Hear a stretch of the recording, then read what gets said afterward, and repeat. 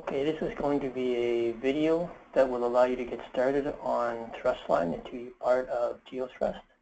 So what we're going to do here is we're going to build a project for a 2D line, and we'll proceed forward to pick some first breaks and then take a look at the travel times, and that will be the extent of this video. So first of all, we're going to start off with a SIG-Y file that's got the geometry in the headers. In this case, we have the geometry already put into the headers, and putting that geometry into the headers of a SIG-Y file would be the subject of a different video. So for now, I've opened up the ThrustLine tool. I'm going to go File, New Project with Geometry, and I'm just going to give it a project name. I'll call it 2D, and I'll input a SIG-Y file. In this case, I have the shot XYZ in the header of the SIG-Y file. I can check that and make sure that the information is where I'm telling the program it is. So here is the utility that's creating a map file telling the program which trace header locations the shot XYZ is located in. So here we have the source, the shot information, and receiver information. For example, for the receiver ID, it's in trace header 13, and it's 4 bytes long, so it's in bytes 13 to 16. And here we actually have the trace header for this SIG-Y file, trace 1, 2, 3, 4. I click to the end, it's all the way to trace 87,340. Click back to the beginning, and we have the 240 byte trace header displayed here. Some of the byte locations are displayed in 2 byte integer format, and some of them are displayed in 4 byte integer. That's what we're calling our standard. You can modify the way you look at that 240 byte trace header by selecting 2 byte integer, 4 byte integer, or floating point as well. So in this case, the information we are looking for is actually in the standard default map header, so I'll just cancel this, and I'm going to assume the standard SIG-Y. I'm going to apply. This is going to build a geometry database for this 2D line. That will take a minute, so I'm going to pause the video while it does that. Okay, now the project has been built. It took a couple of minutes. We've now got a summary of the project information, total number of shots, total number of receivers, etc. Some information about the X and Y coordinates. The important thing here is we have unique shot IDs, unique receiver IDs. There are any possible problems would be highlighted in blue, as these messages here are. Shot sequence is not in order, receiver sequence is not in order. Those are blue messages, which typically are just warnings, and the fact that this has more than one shooter, that's why these shots were all not in the SIG-Y file sequentially, nor were the receivers, and that's okay. That's just a message telling us something we might want to check into. So we can explain that, so it's all right to continue. So I'll just press close here.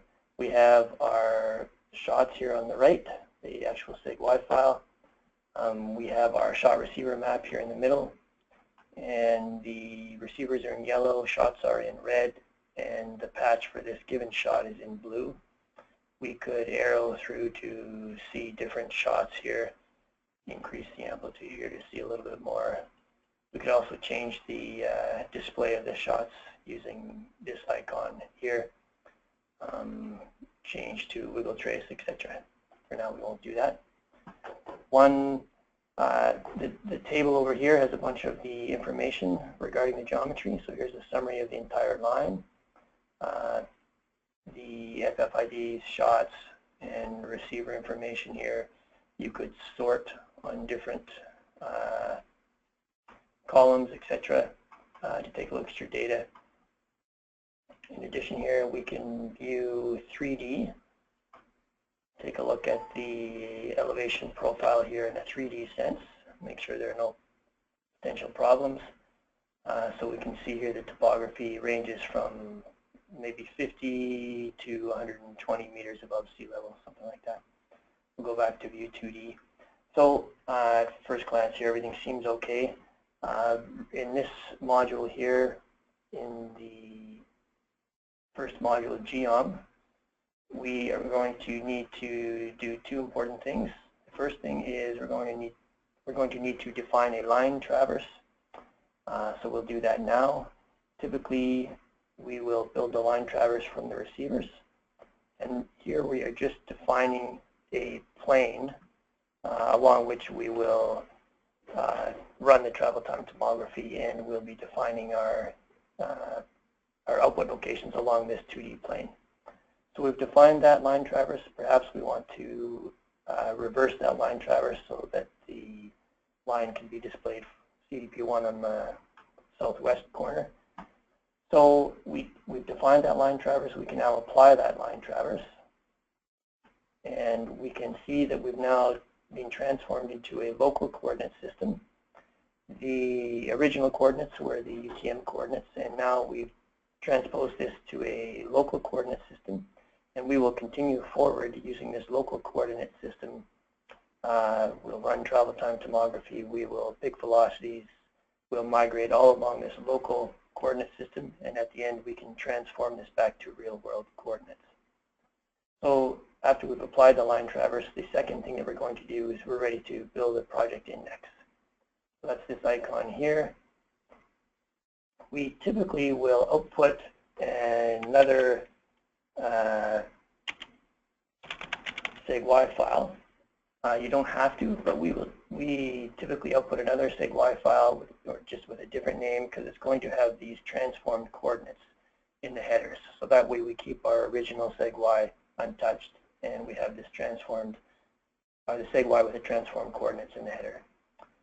Typically we can leave the rest as is. If we have trace edits already defined in the SIG-Y, we can turn that on, and if we have the traces already flagged, or if we've done that in this module here, we could flag traces to be edited using some of the tools here. We'll apply that, and we went ahead here. When I clicked apply there, we've gone ahead to start to build the project index, and this is going to build a couple of files in the background that will be ready to continue forward with. And one of those files will be the new SIG-Y file that we specified. Since this will take a couple of minutes, I'll pause the video here as well.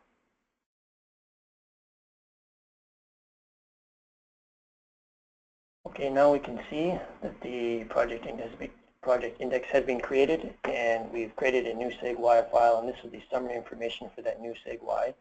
We can see that the coordinate range is now in local coordinates because we used the transformed coordinates to generate this SIG-Y. So I can close this, and I can see that the GeoM module has now turned green because we've done that step of exporting or building the project index. I can now open up Picker, and basically I will be looking at the SIG-Y that has the transformed coordinates, and this is what we'll be continuing forward with. We can take a look at several different shots here if we like. You can navigate through the shots looking at every tenth or every nth, whatever you like. There are some manual picking tools here, line, point, and tracker, as well as predictive. Line will place picks, we'll just simply connect the dots, etc. Right point will put the picks wherever you put the mouse. Remove will remove these picks, and tracker will allow you to do one mouse click and a second mouse click over here and fill them in between. So these are some of the manual picking tools available in the Picker module. But what we typically will do is we will actually jump forward to the prep module and build a processing flow to use one of the couple of pickers that are available in the prep module. So I'm going to actually close this.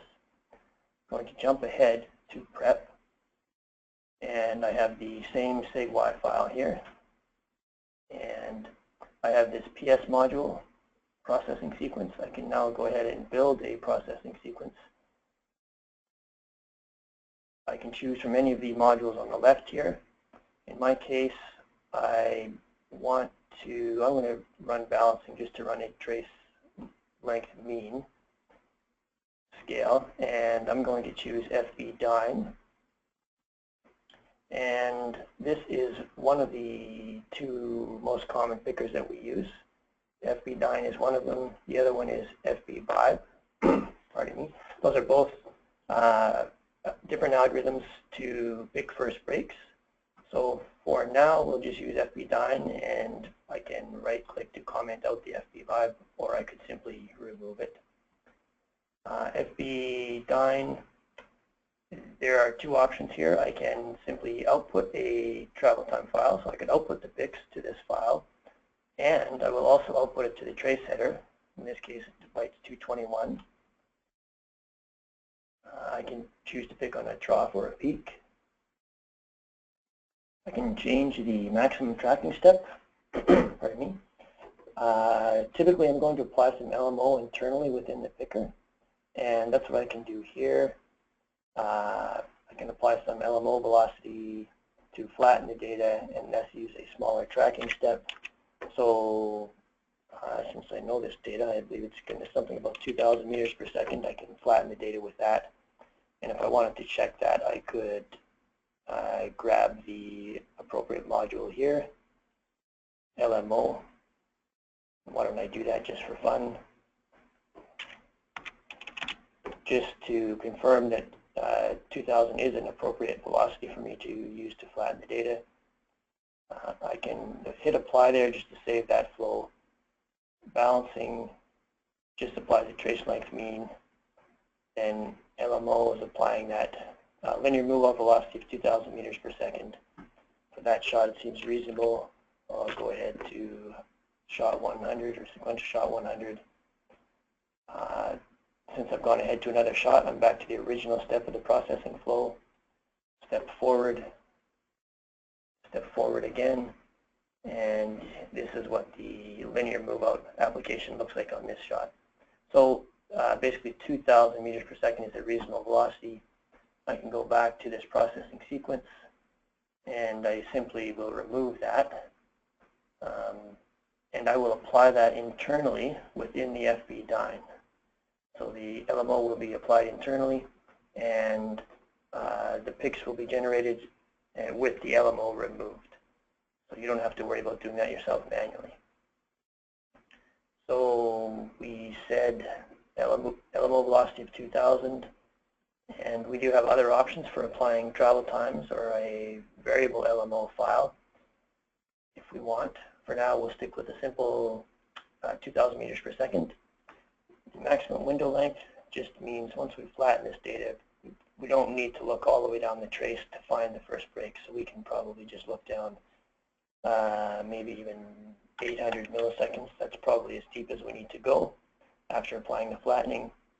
And in this case, we will not apply the elevation correction. So we've just chosen a few parameters in FB-DYNE, and in this case, we are not outputting anything yet. We're just outputting it to the trace header, and then I want to be able to view the trace header.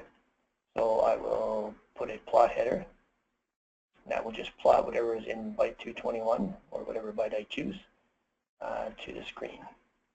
So no, we took out LMO, so now the data is not LMO corrected.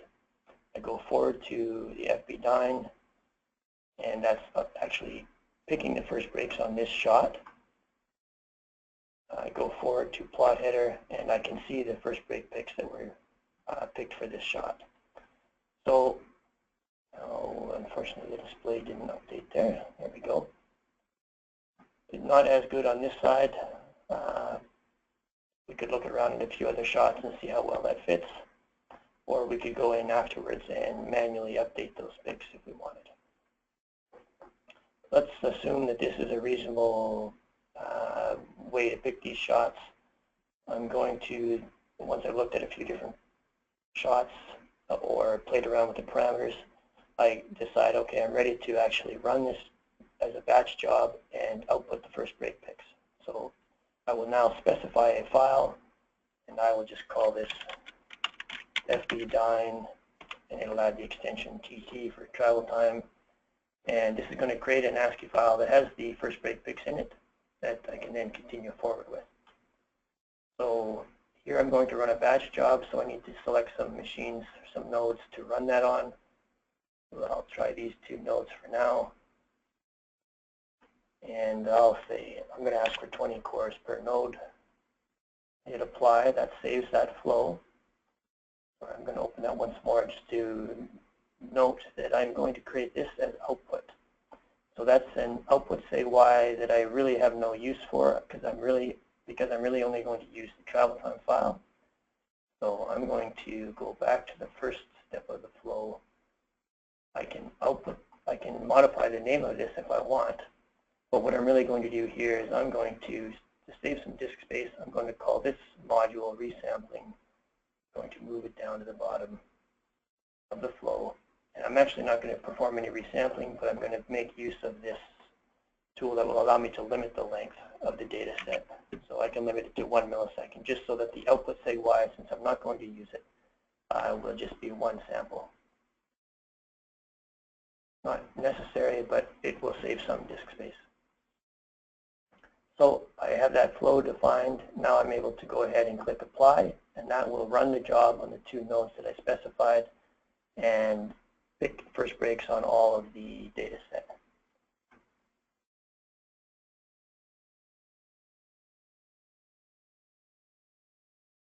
We'll just take a minute here.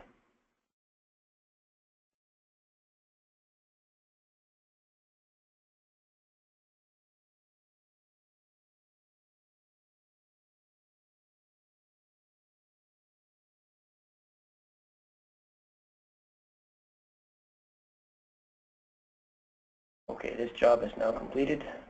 I'll click OK. And I can actually now close this window. I created a travel time file in my directory.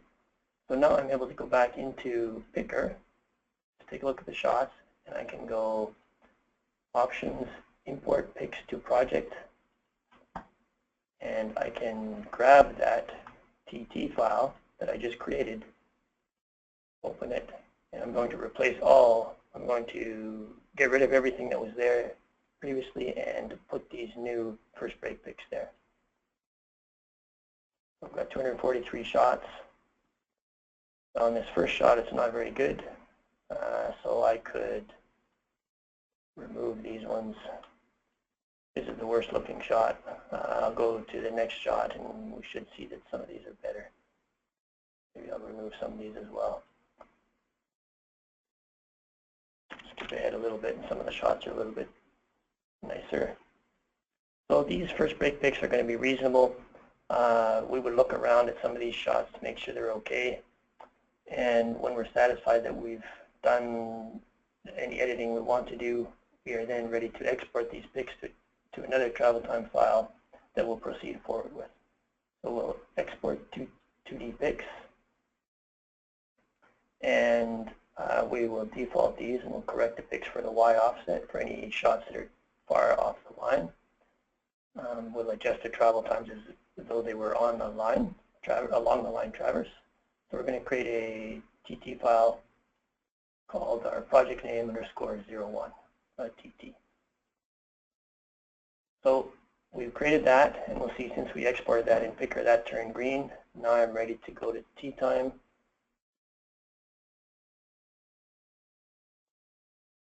And I opened up this module, and I can see my travel times along the top for the entire data set. And the middle profile here is the elevation profile, essentially. The receivers are in yellow, the shots are in red, and they are, I think, 18 meters deep here. That's why they're below the receivers. This bottom profile here is the reciprocal error plot. So this can be useful to determine if there are any shots that have enormously high reciprocal error problems, and so we'd want to take a look at those shots. What we can usually do is take a look at those in conjunction with the actual data to make sure that we get rid of any anomalous pics. One thing we'd like to do here in this TTIME module is we will click this icon here, where we're going to go ahead and remove any poor picks by drawing a polygon. We'll remove these outliers. So with the left mouse click, I'm going to remove these picks that look like they are poor picks. I right click to close that polygon. I can draw more than one polygon if I want, as big or small as I want. And then I can click this Save Diskette to save a new travel time file. In this case, it's creating the new travel time file, and it's going to call it with the naming convention of the project name _02 in this case, or the next highest number. Typically, in most places in the software, you have the choice of what file name you're going to give to that output file. You can use the defaults if you like, or you can give it your own naming convention.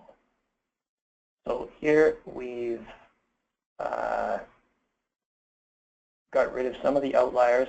We can see all the travel time files here, and we can see that the reciprocal error, previously the error was quite high. Now the range of these is ranging from 0 to 60 or 70 instead of from quite a bit higher. So right now we could go back and do some more editing if we like, but we do have a travel time file that we can go ahead, proceed forward with to go ahead and run travel time tomography for demonstration purposes. And that will be in a following video.